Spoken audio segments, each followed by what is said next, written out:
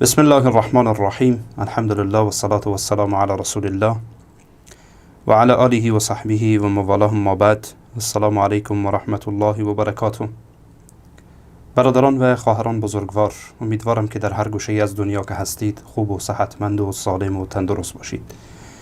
در پنجمین قسمت از پاسخ به نقدهای شبکه بریا بر صحیح بخاری و روایات صحیح هستیم که تحت عنوان نقد بر سخنان عبدالرحمن فاتح بود، که در حقیقت نقد بر صحیح بخاری و روایات صحیح و روایاتی بود که صحت آن در نزد اهل سنت و جماعت وجود داره. به هر ترتیب، دوستان گرانقدر، در ویدیوی گذشته تا دقیقه 21 و اندی پیش رفتیم و رسیدیم به دقیقه 24 و 54 ثانیه. انشاءالله از همینجا ادامه میدیم به توفیق الله متعال، ببینیم که چی میگن و بعد صحبتهایشان را تعلیق خواهیم داد و پاسخ خواهیم داد. میشنویم. در رابطه با روایات متعارض، رأی صائب محققین حدیث این است که یا باید یکی را با توجه به دلایل ترجیح داد و یا هر دو را کنار گذاشت و هیچ یکی را به حکم سلیقه خود انتخاب نکرد. دلایل ترجیح نیز یا شاهد در قرآن است، یا روایت صحیح دیگر، یا درایت و فراست ایمانی. در بخود دوستان عزیز دقت کنید، عجیبه، من نمیدانم که این رأی صائب محققین حدیث کدام محققین حدیث هستند و کدام محدثین هستند. در ابتدای کار دوستان گرانقدر، من برایتان یک مقدمه بدم. ببینید، ایشان میخواه که ابتدا یک مقدمه را بگه و بعد شروع بکنه در مورد نقد روایاتی که در مورد معراج هست. و اساساً در برنامه‌های گذشته اگر متوجه شده باشید، به بهانه این که اینها خبر واحد هست اونها را رد میکردن. حالا نوبت به اخبار متواتر رسیده و احادیث متواتر رسیده که اینها را چطور بتوانند توجیه من در آوردی و توجیهی که با عقل خودشان و بر اساس و بر مخالفت با جمهور اهل سنت و جماعت، اینها را چطور توجیه بکنن و بعد به این نتیجه برسن که اصلا یعنی تناقضی در سخنان خودشان وجود داره، ولی میخواهند این را به بینندگانشان و برای پیروانشان القا بکنن که معراج پیامبر صلی الله علیه و سلم حالت خواب داشته و اکثر روایاتی که در این راستا آمده قابل قبول نیست و یا هم قابل توجیهه. متوجهید؟ و این با یک مقدمه آغاز میشه. ایشان میگه که اگر دو روایتی با هم در تعارض باشه، رأی صائب محققین حدیث اینه که یا باید یکی را با توجه به دلایل ترجیح داد یا هر دو را کنار گذاشت. من نمیدونم کدام یکی از محدثین معتبر، حالا محققین وقتی میگید حداقل جمعی از محدثین معتبر و معتمدن که چون این چیزی گفته باشن. ببینید دوستان گرانقدر، اولا باید این مسئله را توجه داشت که ما نمیتوانیم بگیم دو روایت صحیح با هم تعارض داره. حقیقتا تعارض داره. توجه داشته باشه چی میگم. حقیقتا تعارض داشته باشه و تعارضش حقیقی باشه، بلکه میتونه تعارض ظاهری باشه، همچنان که در برنامه‌های گذشته هم من اشارات نسبت به این مسئله داشتم. چرا تعارض حقیقی نمیتونه باشه؟ وقتی دو روایت صحیح باشه ممکن نیست که پیامبر علیه السلام یک جای یک چیز گفته باشن، جای چیز دیگری گفته باشن. بله میتونه از باب ناسخ و منسوخ، از باب خاص و عام، از باب مطلق و مقید، از ابواب دیگه باشه، درسته؟ اما نمیتونه که تناقض یا تعارض حقیقی داشته باشه. میتونه تعارض ظاهری و لفظی احیانا وجود داشته باشه، اما رأی جمهور محدثین رحمهم الله بر اینه که مادام دو روایت با هم تعارض ظاهری داشت، این عملیه را در واقع انجام بدن. اولا جمع بین حدیثین میکنن، یعنی که دو حدیث را با هم جمع میکنن. متوجهید؟ چون این اختلاف و تناقض ظاهری گاهی اوقات در فهم و برداشت هاست، و میتونه یک سری دلایل دیگری داشته باشه، همچنان که یعنی علامه ابن قیم رحمه الله در یکی از کتابهایش مفصل به این مسئله میپردازه و توضیح میده قضیه را. که میتونه اسبابی داشته باشه این تعارض ظاهری حتی. به هر حال و بقیه محدثین رحمهم الله هم به این مسئله میپردازن. اما ابتدای کار بحث جمع هست. اینطور نیست که یکی را ترجیح بدی یا کلا رها کن و بعد بگی این رأی صائب محققین حدیثه. عجیبه والله، من نمیدانم، یعنی یک توهمی در میان این مردم و این جماعته. خیلی راحت یک سری حرفا رو به بعضی از افراد نسبت میدن و تحریف و تقطیع اقوال علما که شما بعداً متوجه خواهید شد سبحان الله چی وضعیتی در نزد این جماعت. به خاطر این که جمع بین حدیثین میکنیم که ممکن بحث عموم و خصوص باشه، مطلق و مقید باشه و الی آخر، یعنی یک سری مسائل دیگه وجود داشته باشه. راه دوم نسخه، یعنی ما میبینیم که کدام یکی از این روایات ممکن یکی ناسخ باشه یکی منسوخ و این اتفاق میفته. روایاتی وجود داره هر دو صحیح هستن اما یکی ناسخ یکی منسوخه، مانندی که در آیات قرآن کریم این مسئله وجود داره. سومین را بحث ترجیح هست. اینجا اگر جمع ممکن نبود، ناسخ و منسوخی نبود، وجود نداشت در میان هر دو، اینجا بحث ترجیح است و این ترجیح طبیعتاً از خود یک سری بر اساس قرائن ترجیح داده میشه. اینطور نیست که ایشان میگه بر اساس فراست. حالا من نمیدانم که منظور ایشان از فراست چیه. اگر فراست اون بحثی باشه که حالا مثلا کشفی که صوفیه مثلا به اون اعتقاد دارن که بر اساس بعضی از کشفیاتی که خودشان دارن، حالا بر اساس یک سری کشفیاتی که خودشان میگن، حالا صرف نظر از این که حقیقی است یا نیست و معنای کشف حقیقی چیست، حالا این یک مباحث دیگری هست. اگر منظورتون از یعنی فراست اونه، خب مشکل بسیار جدیتری دارید. اما اگر بحث فراست این باشه که هر انسانی متخصص یا غیر متخصص بیه در این راستا داخل بشه، والله فراست مؤمن حق، بله، پس بنابراین بیاین بر اساس فراست من میگم که این روایت صحیح. این روایت بر چی اساسی؟ یک سری اصول و ضوابط هست. اینطور نمیشه که بر اساس هوا و خواهشات نفسانی سین، به این نمیگن فراست. بله مثلا ما در میان بعضی از محدثین رحمهم الله داریم که شخص به حد در احادیث پیامبر علیه السلام تبحر داره که به محض روایت رو میبینه بدون این که به سندش نگاه بکنه خود به خود میفهمه که این روایت صحیح یا غیر صحیح است. و این در مرحله است همچنان که علامه ابن قیم رحمه الله در کتابش المنار المنیف به این نکته اشاره میکنه. در اوایل کتابش به این نکته اشاره میکنه که بعضا از محدثین رحمهم الله یعنی به سرحد و مرحله میرسه که کلا همین حدیث گوشت و خون او میشه، یعنی مانند خون در رگش رابطه داره، انگار که رسول الله علیه السلام دیده. کلا زندگی او با حفظ حدیث و با بررسی متون و با بررسی اسناد و این مسائل در واقع میگذره. همچون افرادی یعنی ائمه بزرگواری هستند که در علم علل اینها جایگاه بسیار رفیع دارن. اینها را میتونیم بله در این مسئله بگیم و این در واقع بحث فراست نیست. یعنی فراستی که من نمیدانم مراد اینها چیست، فراست که بر اساس فراست ترجیح بدی، یعنی سبحان الله. حالا بحث ترجیح، حالا بحث مخالفت با قرآن کریم، بحث اقوال و دیدگاه های صحابه رضوان الله علیهم اجمعین، بله صحیح است. و یک سری قرائن دیگری هم داره، تنها اینها نیستن، یک سری قرائن دیگری داره که به هر حال علما و محدثین رحمهم الله در مورد قرائن ترجیح صحبت کردن. و چهارمین راه اینه که بحث توقفه. شخص توقف میکنه، ممکن که تو نسبت به این علم نداری، نمیتونی جمع میان روایات بکنی، بحث ناسخ و منسوخ برای تو مشخص نیست و هکذا ترجیح داده نمیتونی، قرائن ترجیح در نزد تو نیست، پس توقف میکنی. اما این که دو راه را محققین حدیث به اصطلاح اینها رأی صائب محدثین حدیث این باشه که چیه؟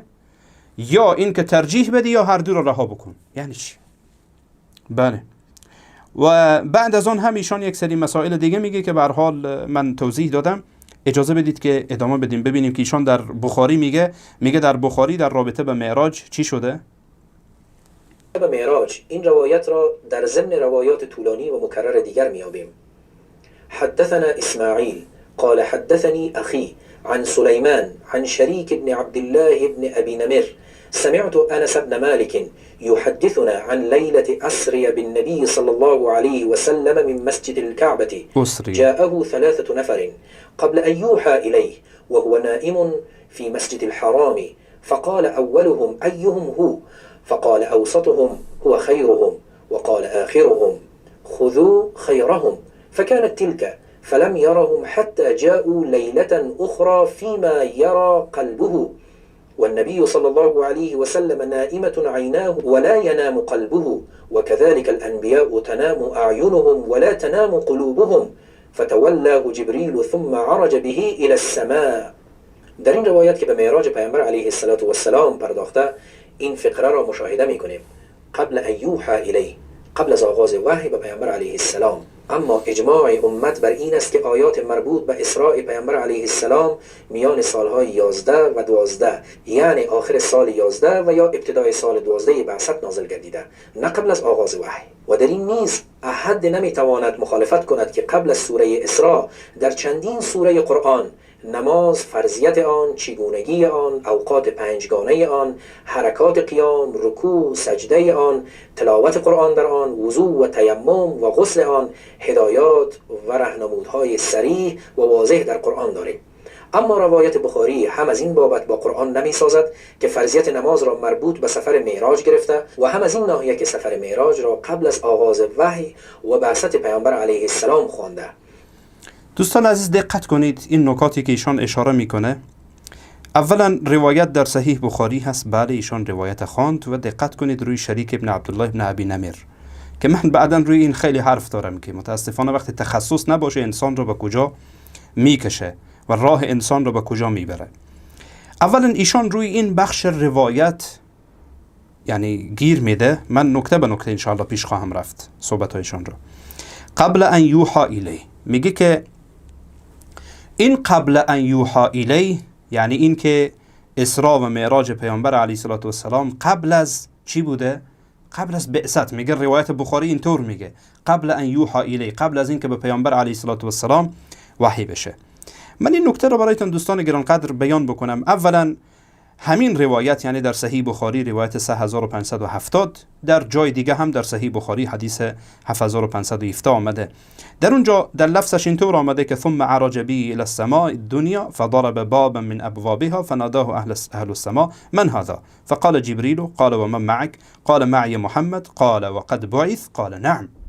یعنی در همین روایت که در ابتداش یعنی در شماره دیگری در اونجا هم در ابتداش میگه قبل ان یوحى الی، در قسمتی از اون میایه که جبرائیل امین وقتی که دروازه را میکوبه برایش گفته میشه چی کسی است؟ میگه جبرائیل. میگه چی کسی همراه تو؟ میگه محمد. از او سوال میکنن وقد بعث یعنی مبعوث شده یعنی پیامبر شده؟ قال نعم. جبرائیل میگه بله. پس دقت کنید اول همین روایت وقتی میگه قبل ان یوحى الی، در وسط روایت اینطور میایه که بله مبعوث شده، یعنی دلالت بر این میکنه که این در زمان بعثت رسول الله صلی الله علیه و سلم اتفاق افتاده. پس این جمله قبل ان یوحى الی چی میشه؟ قبل از این که بر پیامبر علیه السلام وحی بشه همینطور معنا میده. برخی از محدثین رحمهم الله گفتن که همچنان که در کتاب ارشاد الساری که شرح است بر صحیح بخاری مجلد 10 صفحه 447 و همچنین در کتاب الدیباج که شرح است بر صحیح مسلم از علامه سیوطی رحمه الله مجلد اول صفحه 198، در اونجا میگه که قبل ان یوحى الی یعنی که قبل از آن که نماز به پیامبر وحی بشه. اینطور علما تفسیر کردن. یکی از تفاسیر اینه که قبل ان یوحى الی یعنی قبل از آن که به پیامبر علیه السلام نماز وحی بشه و نماز 5گانه، یعنی منظور نماز 5گانه است. و برخی دیگر گفتن همچنان که امام سیوطی رحمه الله در کتاب الدیباج که شرح است بر صحیح مسلم میگه که قبل از آن که بر پیامبر وحی بشه، که یعنی پیشا پیش برای پیامبر تذکر داده بشه که امشب شب معراج توست، یعنی ناگهانی این اتفاق افتاده. متوجهید؟ قبل ان یوحى الی به این معناست قبل از اون که به پیامبر علیه السلام تذکر داده بشه که امشب شب معراج توست و قراره که این سفر را داشته باشی. منظور اینه. و یعنی عرض کردم به خدمتتان در سلسله روایت دیگری که روایت 7517 هست. شما در اونجا میبینید که باز هم اون روایت هم از شریک ابن عبدالله ابن ابی نمیره که میگه که از ابن مالک، یعنی از انس ابن مالک شنیدم لیلة اسری برسول الله صلی الله علیه و سلم من مسجد الكعبه انه جاءه 3 نفر قبل ان یوحى الی. بعد در ادامه روایت اینطور میگه که وقتی جبرائیل امین دروازه را میکوبه، سوال میشه کیستی؟ میگه جبرائیل. بعد میگه که همراه تو کیست؟ میگه محمد صلی الله علیه و سلم. و بعد پرسان میشه وقد بعث، یعنی پیامبر مبعوث شده، یعنی محمد صلی الله علیه و سلم به پیامبری مبعوث شده؟ میگه نعم بله. پس بنابراین این تفسیر این علما تفسیر دقیقی است، تفسیر دقیقی است، چون با خود روایت سازگاره، با ادامه روایت سازگاره. از طرف دیگر فرض بکنیم که قبل ان یوحى الی، قبل از بعثت باشه، آیا این معنا درست نمیآیه؟ یعنی روایت صحیح بخاری اشکال داره؟ ببینید دوستان گرانقدر، در همین روایت دقت کنید و خود ایشان هم همین روایت رو کامل میخوانه که جاءه 3 نفر قبل ان یوحى الیه و هو نائم فی مسجد الحرام فقال اولهم ایهم هو فقال اوسطهم هو خیرهم وقال آخرهم خذوا خیرهم فکانت تلک. میگه این در این شب بود، فکانت تلک، این در این شب بود، یعنی این قصه و این واقعه که ملکی آمد و این حرفا را گفت در شب اول بود. اما فلم یرهم حتی جاءوا لیلة اخرى، ایشان را ندید تا اینکه شب دیگری آمدن. علامه ابن حجر رحمه الله در این جمله فلم یرهم حتی جاءوا لیلة اخرى میگه یعنی مشخص نیست که این شب فاصله شب بعدی بوده، ماه بعدی بوده، سال بعدی بوده، چند سال بعد بوده، میتونه چند سال بعد باشه. یعنی واقعی اول در شب اول قبل ان یوحى الی، قبل از بعثت این اتفاق افتاده، اما شب بعدی که میگه فلم یرهم حتی جاءوا لیلة اخرى میتونه که در شب دیگری، یعنی سالهای دیگری باشه، سالهای دیگری باشه. و به خاطر این وقتی که علامه ابن حجر رحمه الله این مسئله رو مطرح میکنه و میگه و بهذا یرتفع الاشکال، میگه به این اساس اشکال برداشته میشه عن روایت شریک، از روایت شریک ابن عبدالله ابن ابی نمیر، و یحصل به الوفاق ان الاسراء کان فی الیقظه بعد البعثه و قبل الهجرة و یسقط، میگه ساقط میشه که بعدا هم در لابلای این ویدیویشان حرفای مثلا بیان میکنه از امام خطابی، ابن حزم و غیرشان. میگه و یسقط تشنیع الخطابی و ابن حزم و غیرهما بان شریکا خالف الاجماع فی دعواه ان المعراج کان قبل البعثة و بالله التوفیق. این حرف دقیقی است، حرف علامه ابن حجر. حالا اولا اون تفسیر کلام دیگر علما را میگیریم، مانندی که در ارشاد الساری، در الدیباج و در بقیه کتب آمده. حالا بالفرض این که بگیم قبل از بعثت بوده، خب این 2 شب بوده، 1 شب این اتفاق نیفتاده. شما خودتان این روایت رو خواندید و در همین روایتی که خودتان خواندید قضیه کاملا واضحه. به هر حال و این را امام ابن حجر رحمه الله در فتح الباری میگه، مجلد 13 صفحه 488. ایشان نکته دیگری میگه در لابلای حرفش، میگه که اما اجماع امت بر این است که آیات مربوط به اسراء پیامبر علیه السلام میان سالهای 11 و 12 آخر، یعنی سال 11 و یا ابتدای سال بعثت نازل گردیده، نه آغاز، نه در ابتدای آغاز وحی. اولا این اجماع نیست در این مسئله. یک اختلافی در میان اهل علم وجود داره که در کدام سال اسراء و معراج رسول الله صلی الله علیه و سلم اتفاق افتاده. اجماع نیست که در سال 11 و در سال 12 باشه، یا به تعبیری که شما گفتید. بعد از اون ایشان میگه که نیز احدی نمیتواند مخالفت کند که قبل از سوره اسراء در چندین سوره دیگر به هر حال آمده که نماز، فرضیت آن، چگونگی اوقات پنجگانه آن، حرکات قیام، رکوع، سجده و یعنی وضو و تیمم و غسل آن، هدایت پنجگانه و راهنمودی صریح و واضح الی آخر با احادیث بخاری میگه در تناقضه.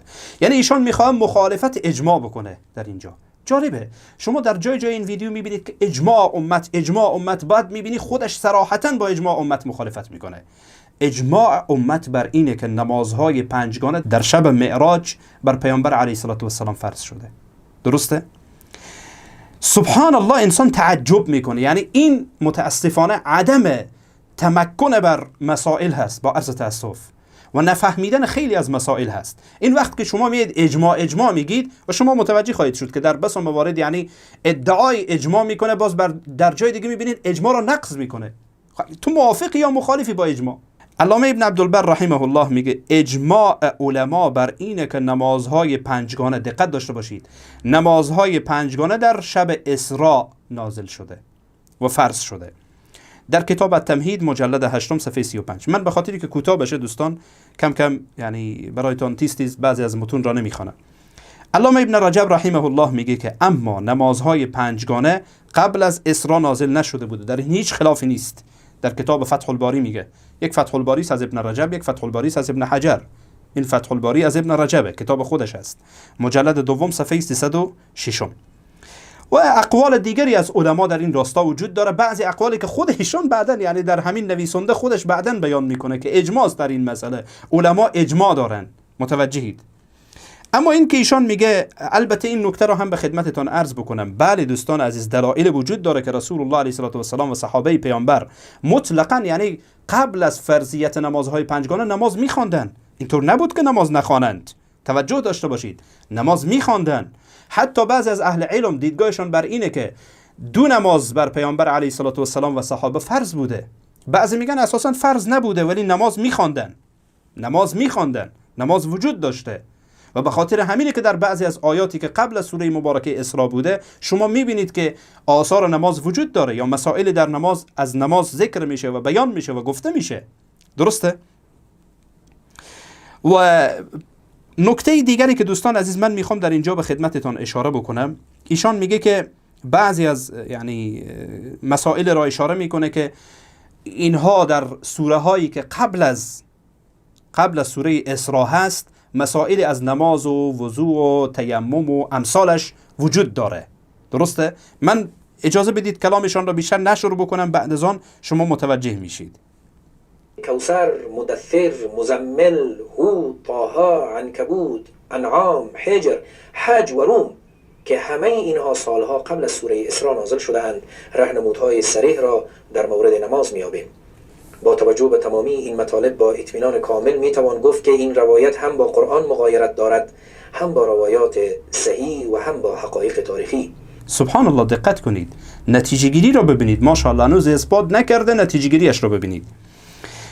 ببینید دوستان عزیز، اولا من در مورد ترتیب نزول و ترتیب مصحف چیزهایی را به خدمتتان عرض کنم، گرچه ایشان یعنی فکر میکنم هدفشان ترتیب نزول دیگه، حداقل این مسئله رو شاید بفهمه، ترتیب نزولی و ترتیبی که در مصحفه.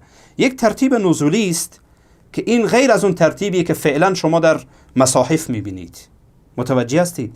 ترتیب نزولی مثلا سوره علق شروع میشه، درسته؟ ابتدا اولین سوره‌ای که بر رسول الله صلی الله علیه و سلم نازل شده سوره علق بوده، درست؟ یعنی سوره علق، 5 آیه اول سوره مبارکه علق. اما شما میبینید به ترتیب مصحف از سوره های اخیر قرآن کریمه، یک ترتیب نزولی است، یک ترتیبی است که در مصحفه، درست؟ حالا دوستان گرانقدر، سوره اسراء از نظر ترتیب نزولی، من ترتیب مصحفی را نمیگم، ترتیب نزولی، سوره اسراء از نظر ترتیب نزولی 50مین سوره هست. دقت داشته باشید، 50مین سوره هست، در حالی که سوره مائده که در آن وضوء، غسل و تیمم هست و همچنین سوره نساء هم. سوره مائده سوره 112مین سوره هست از نظر نزولی، در حالی که سوره اسراء 50مینه. یعنی سوره اسراء خیلی قبل بوده در مکه و 50مین سوره بوده، در حالی که سوره مائده مدنی است و 112مین سوره می باشه. حالا مسائل از غسل مثلا در سوره مبارکه نساء هم وجود داره. سوره مبارکه نساء 92مین سوره است و این هم از سوره های مدنی است. یعنی این که سوره های مکی سوره هایی هستند که قبل از هجرت نازل شدن، سوره های مدنی سوره هایی هستند که بعد از هجرت نازل شدن. یعنی شما میبینید مثلا وضوء و غسل و تیمم که در سوره مبارکه نساء و در سوره مبارکه مائده وجود داره، اینها سالهای بعد از سوره مبارکه اسراء نازل شدن، درست؟ اما میایم در مورد سوره مبارکه روم.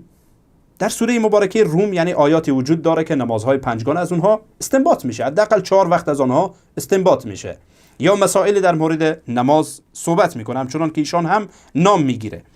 حالا شما ببینید، البته در بقیه سوره هایی که ایشان نام میگیره در بقیه سوره هایی که نام میگیره بله ذکر نماز وجود داره، چون عرض کردم به خدمتتان قبل از فرضیت نمازهای پنجگانه نماز بود، میخواندن، اینطور نبوده که نخوانن، نماز خوانده میشده، معروف بوده در میان مسلمان ها. اما نمازهای پنجگانه به این قسم در شب معراج فرض شده. توجه داشته باشید، تفاوت را بدانید. حالا مثلا در مورد سوره مبارکه روم، سوره مبارکه روم از نظر ترتیب نزولی 84مین سوره است. من اینها را با عنوان مثال و گزینشی برایتان انتخاب کردم از سوره هایی که ایشان میگه قبل از سوره اسراء بوده. درسته؟ در سوره مبارکه روم شما میبینید 84مین سوره هست از نظر ترتیب نزولی، در حالی که سوره اسراء 50مین سوره هست. ببینید دوستان گرانقدر، ترتیب سوره ها بر اساس نزول، یعنی ترتیب نزول، گرچه این خودش یعنی یک بحث داره در علوم قرآن. حالا من نمیخوام وارد این مسئله بشم که آیا این قابل اعتماد هست نیست. اگه مسائل یعنی وجود داره، واقعا همه این مسائلی که گفته میشه در مورد ترتیب نزول میشود همه را قبول کرد. مثلا در کتاب بصائر و ذوی التمییز از فیروزآبادی رحمه الله در مجلد اول صفحه 98 و 99 در مورد این ترتیبی که به خدمتتان عرض کردم اشاراتی داره. و همچنین امام زرکشی در کتاب البرهان فی علوم القرآن مجلد اول صفحه 193 و 194 سوره های را تقریبا همین قسم ذکر میکنه، البته با اندکی تفاوت که یعنی سوره روم را قبل از اخیر قرار میده. درسته؟ از یعنی سوره های مکی، از سوره های مکی. درسته؟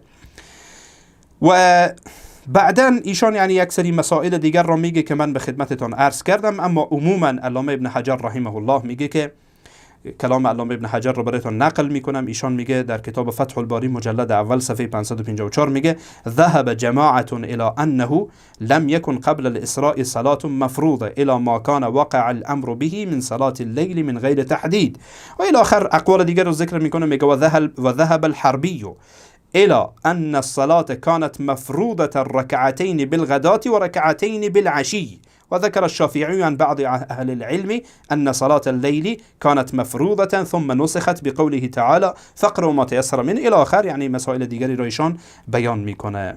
درسته؟ و این قضیه رو یعنی به خدمتتان اشاره کردم، گفتم که بله اصل نماز وجود داشته، اینطور نبوده که وجود نداشته باشه.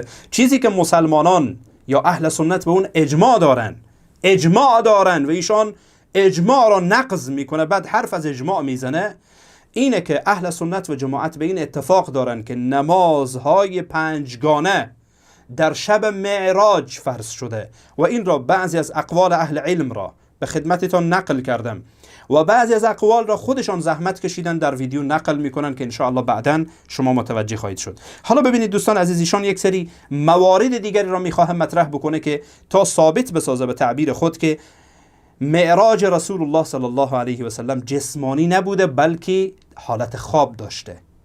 و عجیب اینه که بر بعضی از این روایاتی که بعداً خودشان به عنوان تفردات شریک ابن عبدالله انتقاد میکنه، حالا به اینجا استدلال میکنه. عجیبه والله.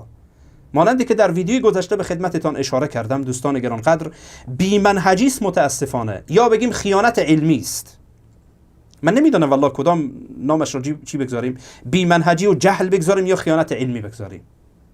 در یک جا داری این را به عنوان تفردات میکشانی و یک جای دیگه نقد میکنی، در جای دیگه وقتی که به نفعت هست میخوای از این استدلال بکنی بر علیه اهل سنت، بر علیه جمهور اهل سنت که میگویند معراج رسول الله صلی الله علیه و سلم حالت جسمانی و روحانی داشته، که من این را در انتهای این مبحث به توفیق الله متعال چی در این ویدیو و در این قسمت یا در قسمت بعدی به توفیق الله متعال به صورت مفصل برایتان دیدگاه اهل سنت و جماعت را بیان خواهم کرد و دلایلشان را از قرآن و سنت بیان خواهم کرد که معراج رسول الله صلی الله علیه و سلم جسمانی و روحی بوده، تنها روحی نبوده یا تنها حالت خواب نبوده که اینها میگن حالت خواب بوده.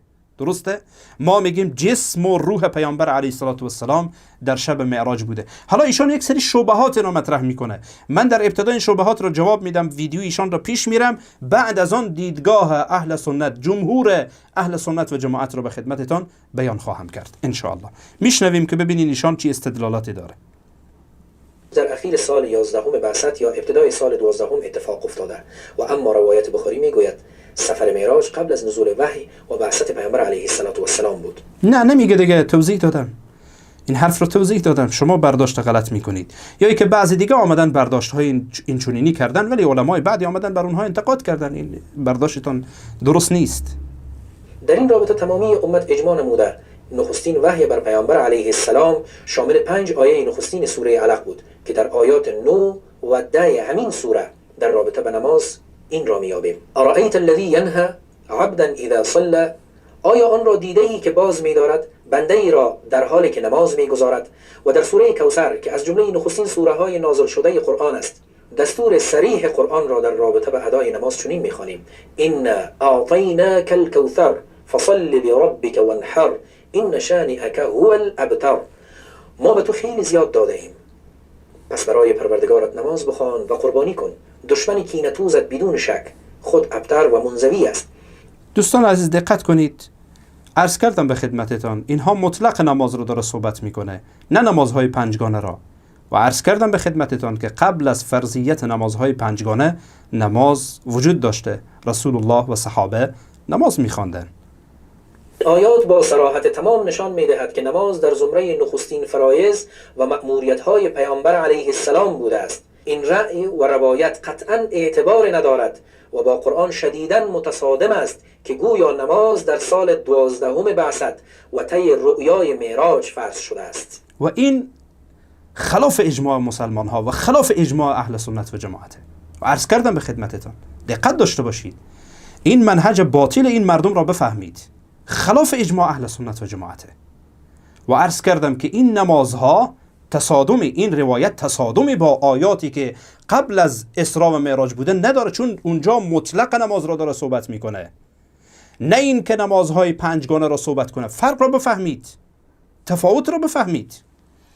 و به هر حال یعنی بخشی از اجماع اهل سنت را برایتان نقل کردم و بخش دیگر را گفتم، یعنی بعدن خود ایشان زحمت میکشن میگن. قرآن و اکثریت 90% روایات مربوط به معراج مشعر بر آن است که معراج یک رؤیا بود، نه سفر جسمی و در بیداری. در اکثریت این روایات این فقرات و مطالب را مشاهده می‌کنیم.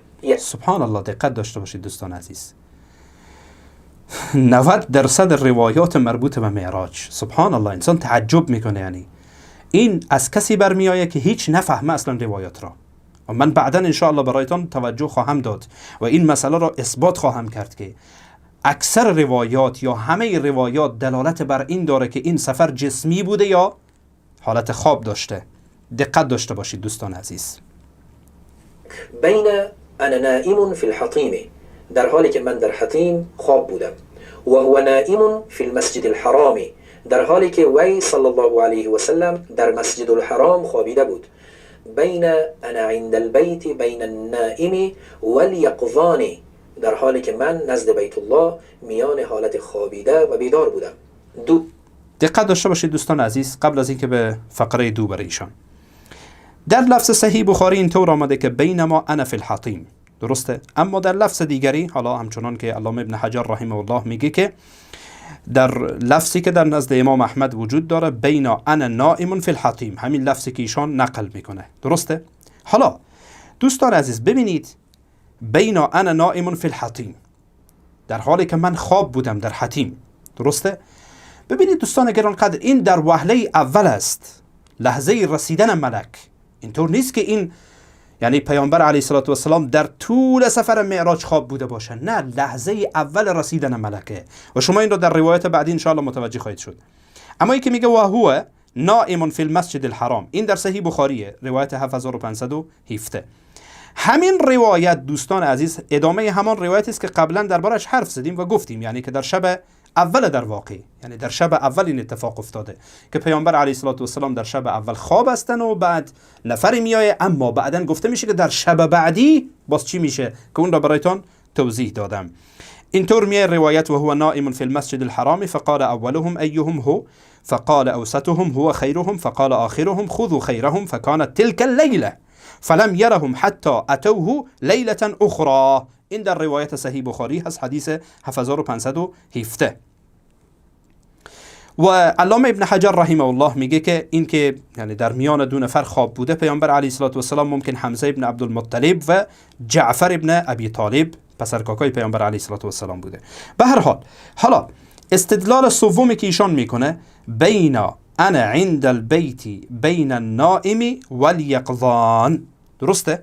و بعد در ادامه این هم در صحیح بخاریه، حدیث شماره 3207، و ذکر بین الرجلین فاوتیت بطست من ذهب ملئ حکمه و الی آخر. امام نووی رحمه الله میگه که، ببینید دقت کنید، امام نووی حرف جالبی داره. کتاب المنهاج شرح صحیح مسلم ابن الحجاج مجلد دوم صفحه 358 میگه فقط یحتج به من یجعلها رؤیا نوم ولا حجت فیه. میگه بعضن به این احتجاج میکنن اونهایی که دیدگاه دارن که این سفر معراج پیامبر خواب بوده، به این احتجاج میکنن و میگه هیچ حجت و دلیلی بر این مسئله ندارن. اذ قد یکون ذلك حالت اول وصول الملک الیه. میگه این حالت اولین لحظه رسیدن ملک بوده، اینطور نبوده که در کل داستان این اتفاق داشته باشه. ولیس فی الحدیث ما يدل على كونه نائما فی القصه كلها. میگه اصلا کل روایت این رو نمیگه که در ادامه قصه هم پیامبر علیه السلام خواب بودن. اولین لحظه وصول ملک پیامبر علیه السلام دارن حرف میزنن یا صحابه داره حرف میزنه که پیامبر علیه السلام در این لحظه به هر حال خواب بودن. و علامه ابن حجر رحمه الله میگه که در کتاب فتح الباری مجلد 13 صفحه 496 میگه و اما قوله فی اوله بین انا نائم فمراده فی اول القصه. این در اول داستان یا در اول شب. و ذلك انه کان قد ابتدأ نومه فاتاه الملك فایقظه.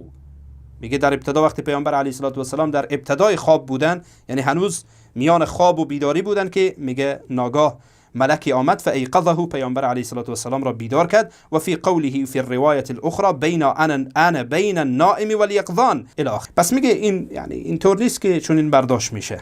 خب بعد ایشان به روایت دیگر استدلال میکنه، گوش کنید. فيما يرى قلبه والنبي صلى الله عليه وسلم نائمة عيناه ولا ينام قلبه وكذلك الأنبياء تنام أعينهم ولا تنام قلوبهم. در حالی که قلبش میدید و دیده های رسول الله صلی الله علیه و سلم خواب بود و دلش نمیخوابید، و انبیا چنینند، دیده هایشان در خواب ولی دلهایشان بیدار.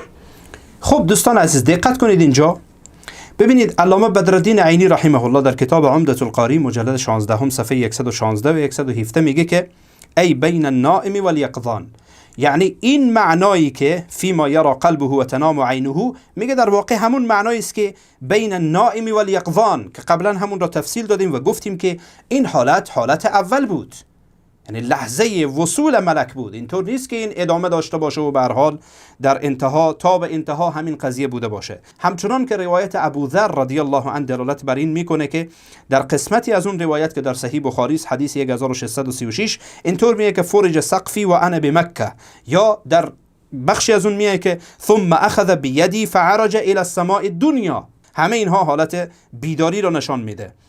اما ای که ایشان باز استدلالات دیگری داره، میشنوین دوستان گرانقدر. 3. و یا در پایان روایت آمده است واستيقظ وهو فی المسجد الحرام، بیدار شد در حالی که در مسجد الحرام بود. دوستان گرانقدر اینجا را دقت کنید، واستيقظ وهو فی المسجد الحرام، پیامبر بیدار شد علیه السلام در حالی که در مسجد الحرام بود. این البته در صحیح بخاری است، حدیث 7517. امام ابن حجر رحمه الله میگه که قوله فاستيقظ وهو في المسجد الحرام قال القرطبي، امام قرطبی میگه يحتمل ان يكون استيقاظا من نومة نامها بعد الاسراء. این بیدار شدن است که پیامبر علیه السلام بعد از این که از اسراء آمدن برگشتن خوابیدن، یعنی بعد از این که از اسراء برگشتن پیامبر علیه السلام خوابیدن و از خواب بیدار شدن. این احتمال در این روایت وجود داره. و بعد میگه که لأن اسراءه لم يكن طول لیلته، یعنی در تمام شب نبوده دیگه، یعنی کل شب رو که در بر نگرفته. و انما کان فی بعضها، بلکه در بخشی از شب این اتفاق افتاده. بعد پیامبر علیه السلام آمدن و خوابیدن، صبح بیدار شدن.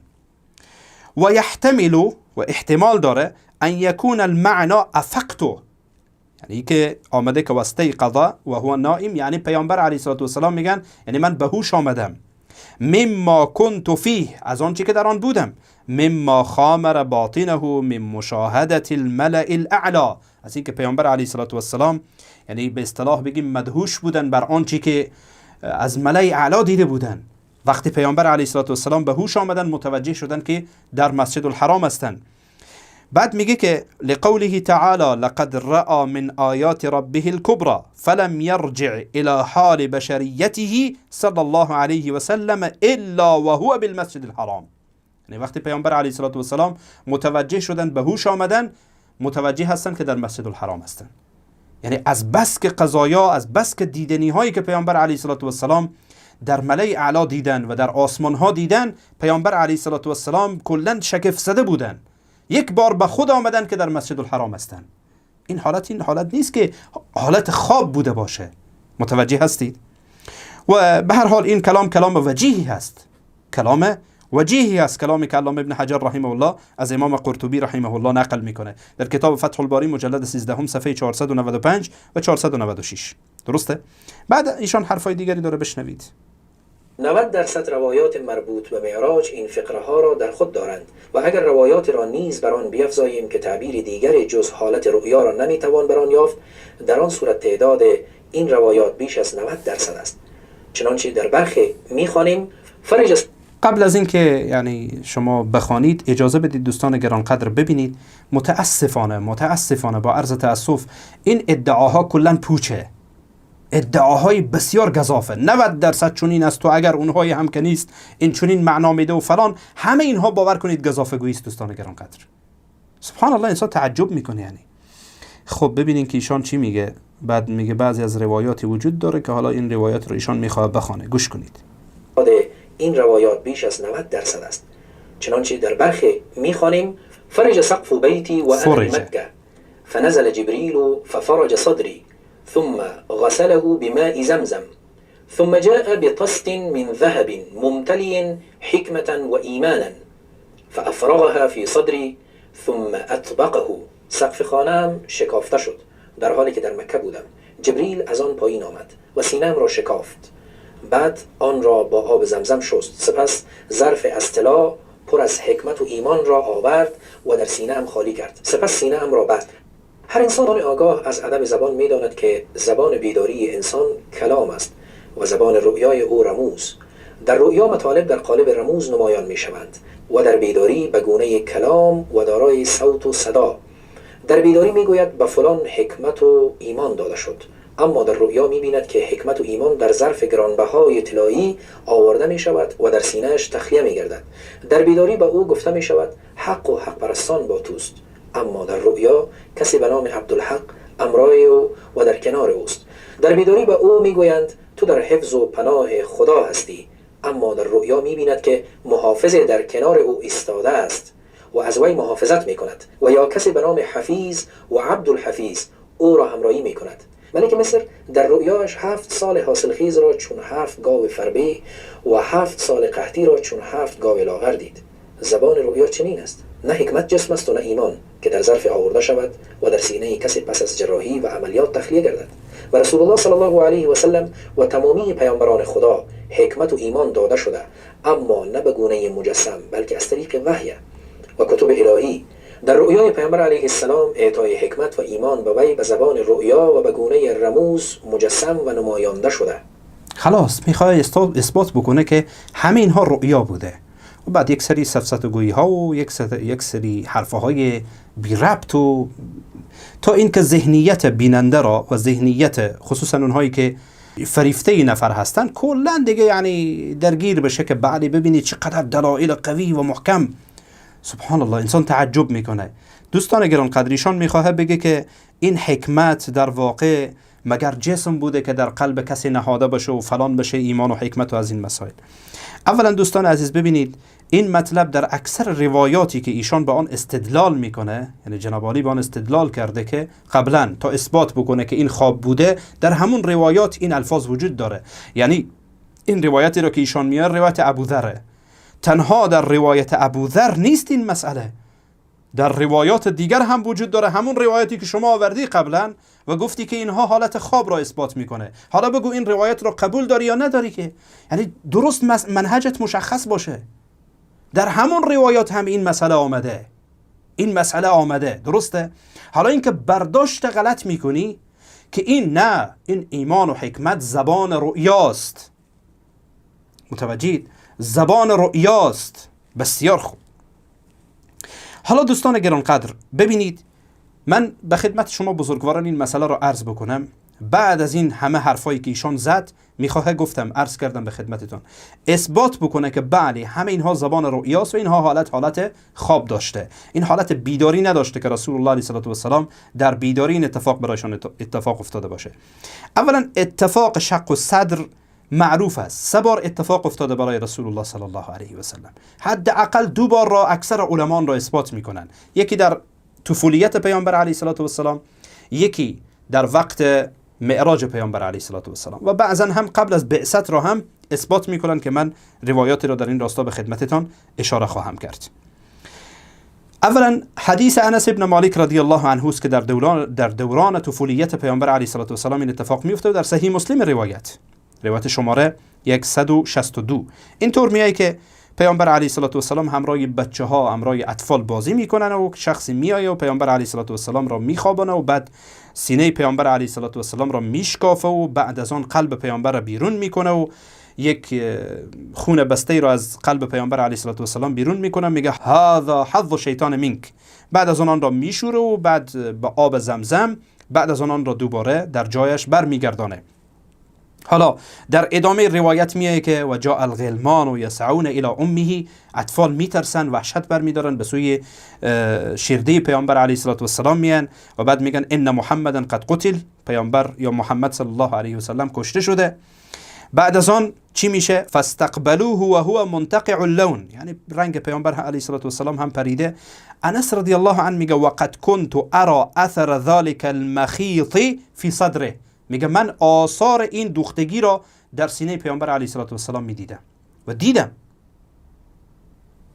این دیگه واضح نشان میده که این مسئله در طفولیت رسول الله صلی الله علیه و سلم واقعا اتفاق افتاده. مگر این را هم میتونید انکار بکنید که این هم زبان رؤیا بوده، این هم رموز بوده؟ یعنی چی بازی با کلمات؟ سبحان الله. و قبل از بعثت پیامبر علیه السلام همچنان که ابو نعیم در کتاب دلائل النبوه میاره، روایت شماره 163، امام ابن حجر رحمه الله در فتح الباری مجلد 7 صفحه 244 میگه و ثبت شق الصدر ایضا عند البعثه كما اخرجه ابو نعیم فی الدلائل، همچنان که عرض کردم. و همچنین میگه که امام ابن حجر در جای دیگه میگه در مجلد 13 صفحه 489 فتح الباری میگه و ان شق الصدر وقع ایضا عند البعثة كما أخرجه أبو داود الطيالسي في مسنده وأبو نعيم والبيهقي في الدلائل النبوة، در فتح الباری مجلد 13 صفحه 489.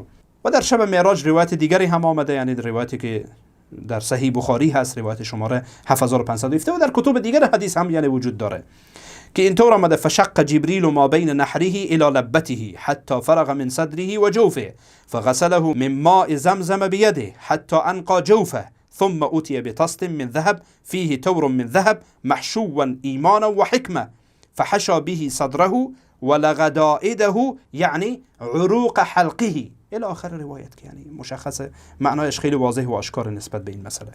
و عرض کردم به خدمتتون این روایت فقط در صحیح بخاری نیست بلکه در روایت دیگر هست. و عجیبه که قبلا ایشان در مورد اینکه اثبات بکنه که این در حالت خواب بوده و بعضی از روایت استدلال میکنه، بعد در همون روایت این مسئله وجود داره. یعنی به این مسئله که شما به وضاحت متوجه قضیه بشید، از معنایش واضحه که این مسئله کاملا حسی بوده، رؤیا و رموز نبوده. و بالمناسبه این روایت یعنی فقط از طریق شریک ابن عبدالله نیست که برخی فکر کردن که این از تفردات شریک ابن عبدالله است. علامه ابن حجر رحمه الله میگه که وقد تقدم عند شرحه الرد على من انكر شق الصدر عند الاسراء وزعم ان ذلك انما وقع وهو صغير وبينت انه ثبت كذلك في غير روايه شريك في الصحيحين من حديث ابي ذر، همین حدیثی که ایشان در این ویدیوی خود میخوانه در فتح الباری مجلد 13 صفحه 489. و عموما یعنی دوستان گرانقدر این مسئله وجود داره. اما شق الصدر، ببینید دوستان گرانقدر، بحث رؤیا، این که شخصی بیه بگه که ایمان و حکمت مگر اینها جسمن که در قلب کسی داخل کرده بشن. ببینید اینها دوستان گرانقدر جزء خوارق عادته. اصلا سفر اسراء و معراج پیامبر علیه السلام جزء خارق عادته.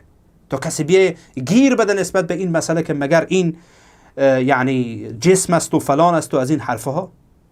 اساسا سفر اسراء و معراج پیامبر علیه السلام یک معجزه و خارج از عادته، جزء خوارق عادت می باشه و باید ما تسلیم نصوص باشیم. اینطور نمیشه که ما بیایم کلمات را با کلمات بازی بکنیم، با نصوص بازی بکنیم بدون هیچ حرفی، چنانچه ایشان مدعی میشه بعدن که بعضن استعاره ها را نمیفهمن و این حرفا، بیایم حقایق را اینها را به مجاز و استعاره ها و اینها تعبیر بکنیم بدون اینکه نیازی به این مسئله باشه. درسته؟ علامه ابن حجر رحمه الله حرف زیبایی داره در این راستا. در فتح الباری مجلد 7 صفحه 245 میگه که و جمیع ما ورد من شق الصدر و استخراج القلب و غیر ذلك من الامور الخارقه للعاده مما يجب التسليم له دون التعرض لصرفه عن حقيقته لصلاحيه القدره فلا يستحيل شيء من ذلك. میگه هیچ کدام از اینها مستحیل نیستن و ما نمیتونیم که اینها صرف حقیقت بکنیم، یعنی از حقیقت بگذریم و اینها را مجاز و استعاره و فلان بگیم. میگه باید تسلیم باشیم. اینها جز خوارق عادته، جز خوارق عادت ما نمیفهمیم که تو بیایی بگی به عقل خودت چون که ایمان و نمیدانم فلان جسم نیست پس بنابراین میشود که چونین شد. مگر نه این است که ما در روز قیامت اعمال ما وزن کرده میشن و در آیات قرآن کریم به صراحت این مسئله را داریم. هم اعمال ما وزن میشیم، هم خود ما وزن میشیم، هم کتب وزن میشن. حالا اعمال انسان مگر اینها جسمن که وزن میشن؟ سبحان الله، این چی حرفیه؟ و امام نووی رحمه الله میگه و اما جعل الایمان والحکمة فی اناء و افراغهما مع انهما معنیان و هذه صفة الاجسام. میگه این که ایمان و حکمت در ظرف گذاشته بشه و آن یعنی جابجا بشه، میگه اینها ایمان و حکمت معنا هستن، مفهومن، ولی این کلمات که جابجا بشه و به هر حال در ظرف گذاشته بشه میگه این صفت اجسامه، صفت جسمه. همین حرفی که ایشان میگه فمعناه والله اعلم ان الطست كان فيها شيء يحصل به كمال الايمان والحکمه.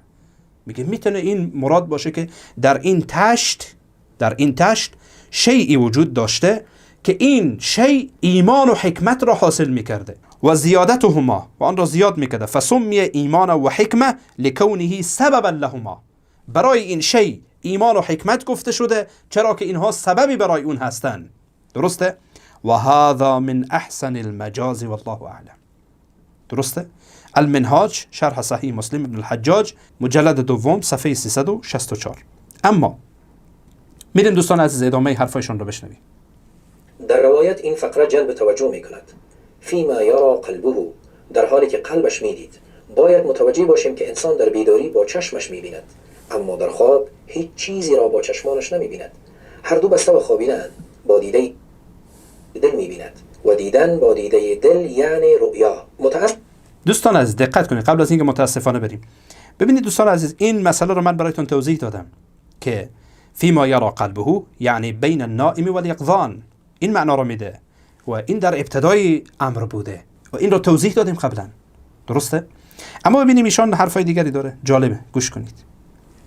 برخی از درک درست استعاره هایی که در قرآن و حدیث آمده سخت عاجزند و انتباه معکوس از آن میگیرند و الفاظ و کلماتی که در استعاره ها به عاریت گرفته شده اند و نمیتوان آن را به معنی ظاهری و متبادر آن گرفت به معنی ظاهری میگیرند و چون اهل ظاهر مرتکب خطا میشوند و اگر این اسلوب غلط آنان پذیرفته شود باید قرآن را نیز دارای دو دست خواند، چون در چند آیه قرآن آمده است نزل عليك الكتاب بالحق مصدقا لما بين يديه وانزل التوراة والانجيل.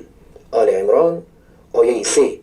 در این آیه فقره ما بین یدیه استعاره برای ما قبل است و معنیش این است که قرآن مصدق کتب قبل از خود تورات و انجیل است، نه اینکه قرآن کتب تورات و انجیل را میان دو دست خود دارد و آن را تصدیق میکند. در رؤیای معراج حکمت و ایمان در ظرف طلایی و تخلیه‌اش در سینه پیامبر علیه السلام چون مجاز و در زبان رؤیا به کار گرفته شده. اگر این نوع روایات را نیز بر بقیه بیفزاییم، در آن صورت بیش از 90% روایات مربوط به سفر معراج پیامبر علیه السلام آن را رؤیا خوانده است. آغازش از خواب در مکه، در وسطش رؤیا و در پایان سفرش بیدار شدن از خواب و در همان محلی که به خواب رفته بود. سبحان الله، دقت داشته باشید دوستان عزیز. این سفسطه گویی متاسفانه مغلطه بالای مغلطه. اکثر این مواردی که ایشان بیان کرد پاسخ دادیم، درسته؟ اما دوستان عزیز، در بحث مجاز و حقیقت ببینید این حرف اشتباهه که شما هر چی که یعنی خلاص دیگه همین که پیش آمد خوش آمد بگیر، چون با عقلم جور در نمیه پس بنابراین این مجازه. یکی از مشکلاتی که فرقه های باطینی و فرقه های باطل دارن همینه. شما میدانید که امروز در میان فرقه های باطینی کسایی هستند که حتی نماز و زکات و حج و روزه و همه اینها را چی میکنن؟ همه اینها را تعویل میکنن.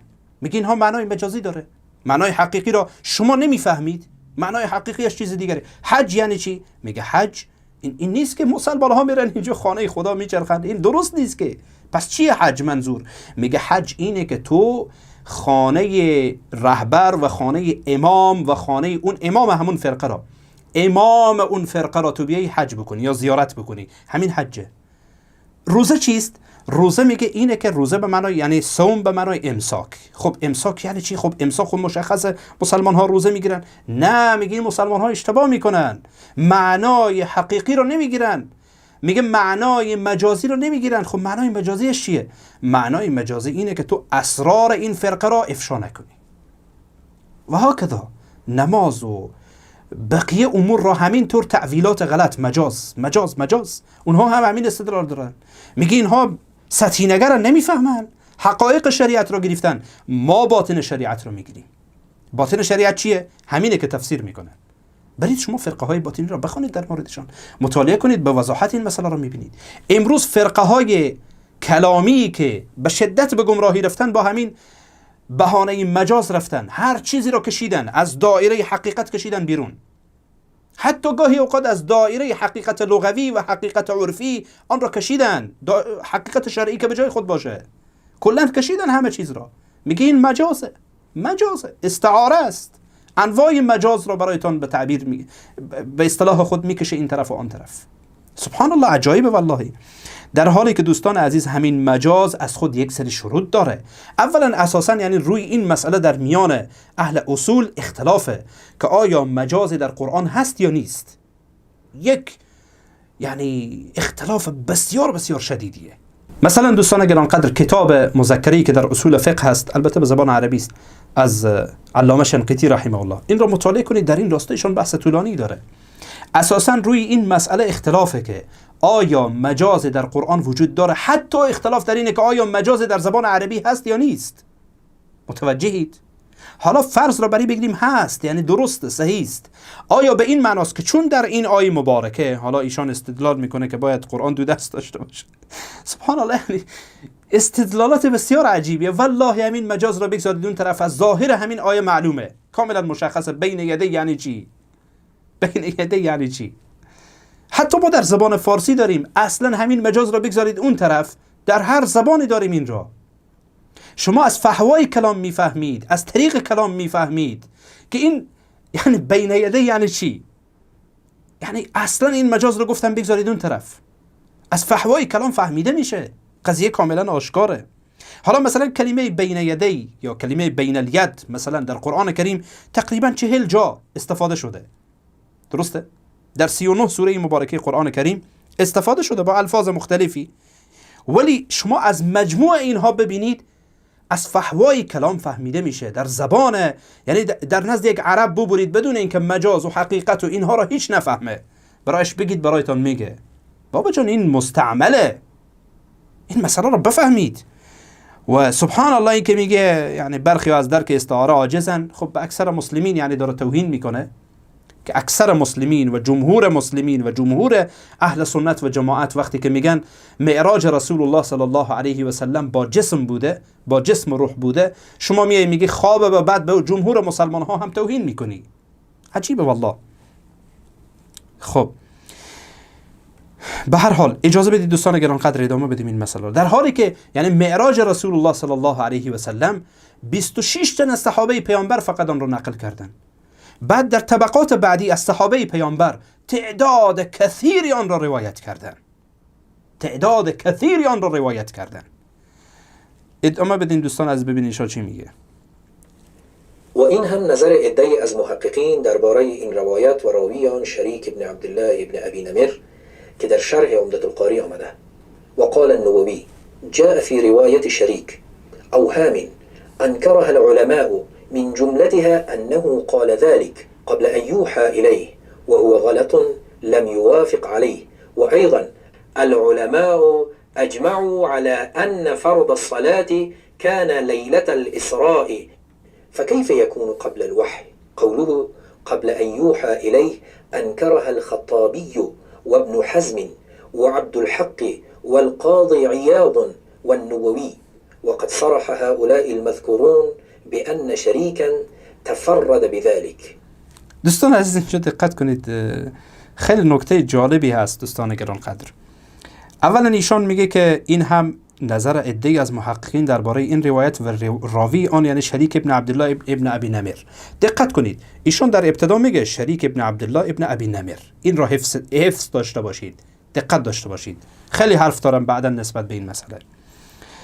بعد میگه در شرح عمدة القاری، البته شرح عمدة القاری نیست، شرح صحیح بخاری است، نام کتاب عمدة القاری است. عمدة القاری شرح صحیح بخاری، درسته؟ شرح عمدة القاری نیست، شرح صحیح بخاری است. به هر ترتیب حالا این خیلی اهمیتی نداره. متاسفانه با عرض تأسف در اینجا یک تقطیع در کلام علامه بدرالدین عینی رحمه الله صورت میگیره. دقت داشته باشید. ایشان میگه وقال النووي، بله درسته این، وقال النووي جاء في رواية شريك اوهامی آمده که انکرها العلماء من جملتها انه قال قبل ان يوحى اليه وهو غلط لم يوافق عليه. و ايضا العلماء، اینجا رو دقت کنید، العلماء، خب العلماء چی؟ اجمعوا على ان فرض الصلاة كانت ليلة الاسراء. ایشان خودش را کشت، به این طرف بزن به اون طرف بزن تا ثابت بکنه که شب یعنی فرضیت نمازهای پنجگانه در شب اسراء نبوده. حالا خودش کلامی از بدرالدین عینی آمده که بدرالدین عینی خودش میگه اجماع علما بر این مسئله است. دقت کردید این تناقض رو؟ متوجه شدید؟ به خاطر همین گفتم که بعداً خودشان زحمت کشیدن یک سری کلام‌های را نقل کردن و چقدر زیبا هم میشان میخونه. و اجمعوا، دقیقاً همینجا که میرسم من تعجب میکنم که نویسنده این متن چقدر متاسفانه یعنی بیخبر بود از مسائلی که حتی در مقاله خود و در نوشته خود همش تناقض میگه، غیر از این که یعنی بی منهجی است، جهله و امثالش، میبینیم که تناقض میگه، یعنی سبحان الله. خب تا اینجا ایشان میخوانه، بعد میگه خب کلامی را میخوانه، میگه که بله اجماع اهل علم بر این اجمعوا علی ان فرض الصلاة كانت ليلة الاسراء فكيف يكون قبل الوحی. بله درسته و اون را قبل ان یوحى الی را توضیح دادیم، کلام علامه ابن حجر و بعضی دیگه از اهل علم را خواندیم. و حتی در همین جا یعنی یک سری مسائلی را علامه بدرالدین عینی رحمه الله خودش هم در بحث تفرد شریک ابن عبدالله بیان میکنه. قوله قبل أن يوحى إليه أنكرها الخطابي وابن حزم وعبد الحق والقاضي عياض والنووي. این را گفتیم. و بعد وقد صرح هؤلاء المذكورون بأن شريكا تفرد بذلك، تفرد کرده بین. ایشان تا این قسمت میخوانه، اما ادامه کلام بدرالدین عینی رحمه الله را نمیخوانه که بدرالدین عینی ادامه میگه قیل فیه نظر، گفته شده که در این قول نظر هست، در این که تفرد کرده شریک ابن عبدالله، بلکه میگه لانه وافقه کثیر ابن خنیس، میگه کثیر ابن خنیس در این روایت یعنی موافقت کرده با شریک ابن عبدالله، درسته؟ عن انس كما اخرجه سعید ابن یحیی ابن سعید الاموی یا اموی فی المغازی من طریقه. پس علامه بدرالدین عینی رحمه الله میگه فیه نظر، در این کلام خطابی، ابن حزم، عبدالحق، قاضی عیاض، نووی، میگه نظر هست، یعنی دیدگاهشان یعنی قابل قبول نیست. چرا که در این روایت شریک ابن عبدالله تفرد نکرده و این کلام را علامه ابن حجر رحمه الله هم میگه، درسته؟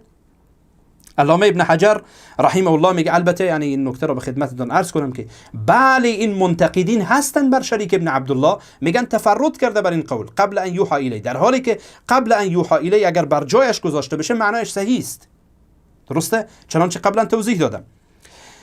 علامه ابن حجر میگه و قوله و قبل ان یوحى الیه انکرها الخطابی و ابن حزم و عبد الحق و القاضي عیاض و النووي و عبارة النووي وقع في رواية شريك يعني هذه اوهام انكرها العلماء احدها قوله قبل ان يوحى اليه وهو غلط لم يوافق عليه واجمع العلماء ان فرض الصلاة. ابن حجر هم همین رو میگه واجمع العلماء ان فرض الصلاة كانت ليلة الاسراء فكيف يكون قبل الوحي. انتهى. وصرح المذكورون بأن شريكا تفرد بذلك وفي دعوى التفرد نظر، در این میگه نظر یعنی تسلیم نمیشیم به این قول. فقد وافقه كثير بن خنيس، بعد اسمش رو میگه که چطور خوانده میشه، عن انس كما اخرجه سعيد بن يحيى ابن سعيد الاموي في كتاب المغازي من طريقه فتح الباري مجلد 13 صفحه 488. درسته؟ اما ایشون در مورد شریک ابن عبدالله حرفایی داره، بشنوید. درباره این راوی مورد اعتماد امام بخاری شریک ابن عبدالله رأی و قضاوت علما و محدثین دیگر چنین است من صغار التابعین. قبل از اینکه دوستان عزیز کلام علما را بگیم، من فکر میکنم دلیل این که ایشان این نکته را یعنی ترجمه نکرد شاید همین باشه که چون در اونجا آمده بود که علما اجماع دارن بر این مسئله که فرضیت نماز در اسرا بوده و شیر مالیدن سر کسایی که این حرفا رو خیلی راحت چون از یک جهتی گفته میشه میپذیرن، قبول میکنن، برای اونها ترجمه نمیکنن این مسائل. خودتون رو دریابید. من برایتون ترجمه کردم اما ایشان ترجمه نکرد. خب گوش کنید ببینید که ایشان چی میگه. میگه رأی و قضاوت علما و محدثین دیگر چنین است. روایت مورد اعتماد امام بخاری. اولا این نکته بسیار خوبه، مورد اعتماد امام بخاری. امام بخاری خودش از علمای جرح و تعدیله، چرا قول او اعتبار نداشته باشه؟ گوش کنید ببینید دوستان عزیز. از جمله صغار تابعین است. رتبته عند ابن حجر صدوق يخطئ كثيرا تغير حفظه منذ ولى القضاء بالكوفة. راستگو است اما زیاد اشتباه میکند. حفظش زمان ضعیف کردید که قاضی کوفه تعیین شد. قال النسائی ليس بالقوی و قال غیره سیء الحفظ. نسائی میگوید قوی نیست و دیگران گفتند حفظش ضعیف است. توقف بعض الائمه عن الاحتجاج بمفاريده. دوستان عزیز اینجا رو خوب دقت کنید، اینجا رو خوب دقت کنید. سبحان الله، من یعنی تعجب کردم.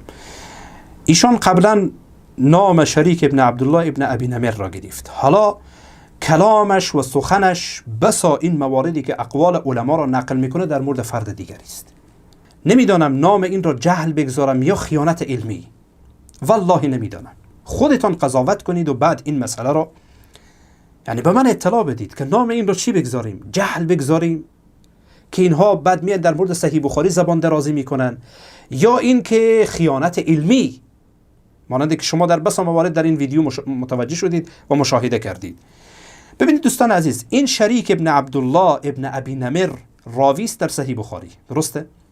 اما شریک ابن عبدالله قاضی است که این راوی در صحیح بخاری نیست. امام بخاری از این روایت نداره، بله در تاریخش داره اما در صحیح بخاری از این روایت نداره.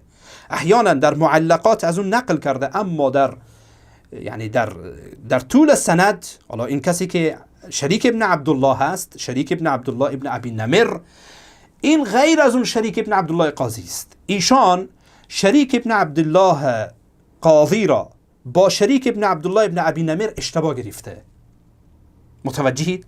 و کلام علامه ابن حجر را در مورد شریک ابن عبدالله قاضی سون را میاره در مورد شریک ابن عبدالله ابن ابی نمر که راوی صحیح بخاری است. سبحان الله، تعجب میکنید شما. این کتاب تقریب و تهذیب دوستان عزیز از علامه ابن حجر. ببینید علامه ابن حجر رحمه الله در اینجا چی میگه. من دوستان عزیز این کلام را باید برایتان باز کنم، این مسئله خیلی یعنی اهمیت داره، دقت داشته باشید. در فرد شماره 2787 میگه شریک ابن عبدالله النخعی الكوفی القاضی بواسط ثم الكوفه ابو عبدالله صدوق، ایشان هم میخوانه صدوق، یخطئ کثیرا، ایشان هم میخوانه یخطئ کثیرا، تغیر حفظه منذ ولی القضاء، میگه که یعنی بعد از اینکه قضاوت به عهده گرفت حفظش تغییر کرد. بالکوفه، وقتی که در کوفه اون را قبول کرد. و کان عادلا فاضلا عابدا شدیدا علی اهل البدع من الثامنه، یعنی ایشان از اوساط تبع تابعی هستند، شریک ابن عبدالله. و عجیب اینه که من که میگم، این دوستان عزیز این نکته رو گفتم که این خیانت علمی است یا جهل آشکاره. شریک ابن عبدالله ابن ابی نمیر بله از صغار تابعینه، از طبقه پنجمه به تعبیر علامه ابن حجر رحمه الله. و علامه ابن حجر در ابتدای کتابش میگه که من الثامنه من الخامسه الی آخر، میگه که اینها کیا هستن؟ من الثامنه بله از اوساط تبع تابعی هستن. و ایشان در سال 177 تقریبا از دنیا رفتن، چون که علامه ابن حجر رحمه الله میگه سال 177 یا 178 ایشان از دنیا رفته. کی؟ شریک ابن عبدالله قاضی که ایشان کلامش را، این سخنش را، سخن علامه ابن حجر را در اینجا نقل میکنه. و این در مورد شریک ابن عبدالله ابن ابی نمیر راوی بخاری نیست. چطور به این مردم بفهمانی؟ نفر بعدی، فرد روایت شماره 2788 در تقریب و تهذیب، علامه ابن حجر میگه شریک ابن عبدالله ابن ابی نمیر ابو عبدالله المدنی، اون کوفی مدنی است، قاضی نبوده که، صدوق یخطئ، بله صدوق یخطئ میگه که این رو بعداً براتون توضیح میدم. من الخامسه میگه ای از طبقه پنجمه، یعنی از صغار تابعینه، ایشان هم میگه از صغار تابعینه. من به این واسطه میگم این خیانت علمی است که تو میای کلام، یعنی میگی صغار تابعین پس میشناسی، قبلا هم میگی که شریک ابن عبدالله ابن ابی نمیر، بعد میای شرح حال شریک ابن عبدالله قاضی را به جان مردم میزنی به نام شریک ابن عبدالله ابن ابی نمیر. و من الخامسه، و این در سال 140 از دنیا رفته تقریبا، یعنی این بزرگتره از شریک ابن عبدالله قاضی است. شریک ابن عبدالله قاضی از صحابه روایت نداره، از صحابه روایت نداره، اساسا تبع تابعی است، در حالی که شریک ابن عبدالله ابن ابی نمیر تابعی است، از انس روایت داره در صحیح بخاری. چطور این را به جان مردم میزنید؟ سبحان الله. الله المستعان والله المستعان. بازی با مردمه. و در قسمت شریک ابن عبدالله دوستان عزیز، شریک ابن عبدالله ابن ابی نمیر، البته در اینجا خیانت های دیگری هم وجود داره که من برایتون توضیح خواهم داد ان شاء الله. ببینید دوستان گرانقدر، در مورد شریک ابن عبدالله ابن ابی نمیر، یحیی ابن معین و امام نسائی میگن لیس به بأس، لیس به بأس. البته کلام دیگری از امام نسائی رحمه الله وجود داره که لیس بالقوی، اما این کلام لیس به بأس در امام میزی رحمه الله در تهذیب الکمال آن را نقل میکنه. تهذیب الکمال مجلد 12 صفحه 476 و 477. و همچنین محمد ابن سعد میگه رحمه الله، ابن سعد میگه کان ثقة، در مورد ابن ابی نمیر میگه شریک ابن عبدالله ابن ابی نمیر راوی بخاری که مدنی است، کوفی نیست، قاضی نبوده. بله. و ابن عدی رحمه الله حرف زیبایی داره و این کلام فکر میکنم که یعنی واقعا کلام زیبایی است و بسیار از اهل علم این کلام را در واقع قبول کردن.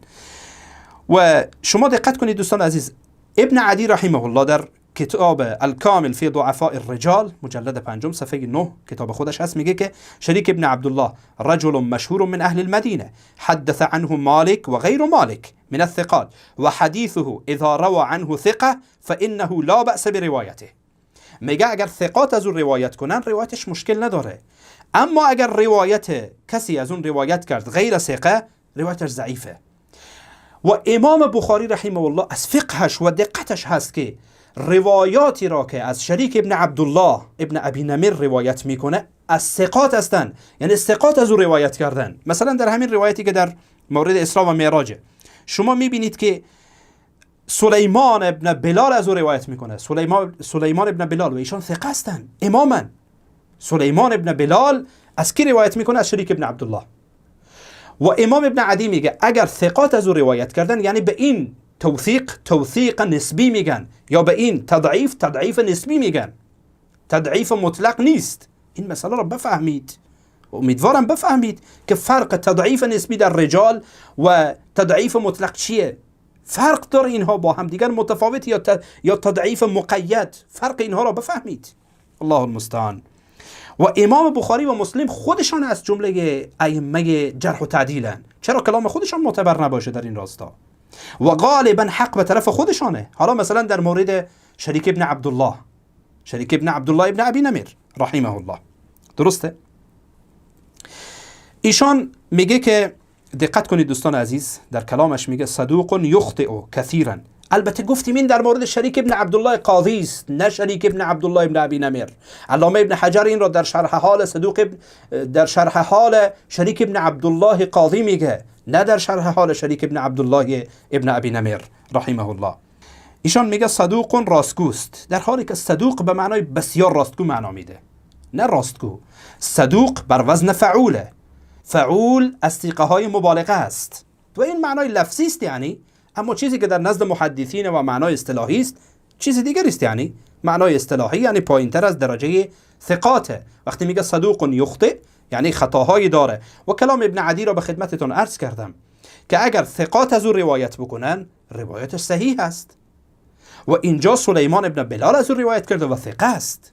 درسته؟ و این جمله را که ایشان میخوانه میگه که توقف بعض الائمه عن الاحتجاج بمفاریده، یعنی ائمه در روایاتی که او تفرد کرده توقف کردن. این را در مورد کی میگه؟ این سیر اعلام النبلا است از امام ذهبی. ایشان از اینجا این حرف گرفته، توقف بعض الائمه عن الاحتجاج بمفاریده. این را علامه ذهبی در مورد کی میگه؟ در مورد شریک ابن عبدالله قاضی میگه، نه شریک ابن عبدالله ابن ابی نمیر. ایشان یعنی علامه ذهبی رحمه الله در سیر اعلام النبلا، این یعنی چاپی که پیش من هست، مجلد 7 صفحه 412، یا خودتان برید مراجعه کنید. شریک ابن عبدالله القاضی بنویسید، میگه که شریک ابن عبدالله العلام الحافظ القاضی ابو عبدالله النخعی احد الاعلام على لين ما في حديثه توقف بعض الائمه عن الاحتجاج بمفاريده. در مورد شریک ابن عبدالله قاضی. سبحان الله، شما این کلام رو میچسبانید به شریک ابن عبدالله ابن ابی نمیر؟ این خیانت علمی نیست پس چیست؟ و این جهل نیست چیست؟ شما آمدید بر صحیح بخاری نقد میکنید، بر روایت صحیح بخاری نقد میکنید، یک راوی را با هم گدوت کردی، یک بار نامش را میگیری، یک بار میگی از صغار تابعینه، باز یک بار کلام علامه ابن حجر را. یعنی سبحان الله، نمیدونم چی بگم، یعنی چی لقب بالایتون گذاشته بشه. ادامه میدیم. برخی از ائمه در رابطه به پذیرش و تایید روایات توقف کردند که او در روایتش تنها است. در رابطه به فقره قبل ان یوحى الیه، قبل از آن که به پیامبر علیه السلام وحی شود، جمع غفیر علما و محققین ملاحظات جدی دارند و آن را خبر منکر و شاذ شریک ابن عبدالله و از خطاهای وی دانستند. خطابی، ابن حزم، قاضی عیاض و نووی از زمره این محققینند. هر طلبه مبتدی علوم اسلامی می‌داند که قسمت عمده قرآن در مکه و قبل از شب معراج نازل شده و آیات مربوط به اسراء پیامبر علیه السلام در سوره بنی اسرائیل یا سوره اسراء آمده که از آخرین سوره های دوران مکی است. مایه تعجب است که امام بخاری این روایت متعارض با قرآن و از همین راوی ضعیف را به گونه مکرر آورده و آن را صحیح شمرده. قرآن موضوع معراج. دوستان گرانقدر، سبحان الله، دقت داشته باشید روی این مسئله. خیلی تعجبه، یعنی اینقدر گزافه‌گویی، متاسفانه اینقدر حرفهایی که دقت کردید شما، هیچ کدام اینها باور کنید دوستان عزیز بر اساس یک دلیل، مبتنی بر یک دلیل نیست، بلکه گزافه‌گویی است، همش گزافه‌گویی و حرفهای بی ربط. ببخشید دوستان عزیز، این ویدیو بسیار طولانی شد، من قصد داشتم که کل ویدیو ایشان را تمام بکنم. به هر حال بگذارید که ان شاء الله در ویدیوی بعدی ادامه صحبت‌های ایشان را میشنویم. حالا توقف کردیم در دقیقه 35 یعنی 35 دقیقه و 35 ثانیه توقف کردیم. ان شاء الله از اینجا را ادامه میدیم به توفیق الله متعال در برنامه بعدی و دیدگاه جمهور اهل سنت را و دلایل جمهور اهل سنت را به خدمتتان ارائه خواهم کرد که معراج رسول الله صلی الله علیه و سلم جسم و روح بوده، نه تنها، یعنی ایشان خب حتی روح هم نمیگه، یعنی بحث خواب را به هر حال مطرح میکنه.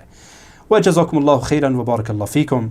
در حفظ و پناه الله باشید و صلی الله علی نبینا محمد و علی آله و صحبه اجمعین.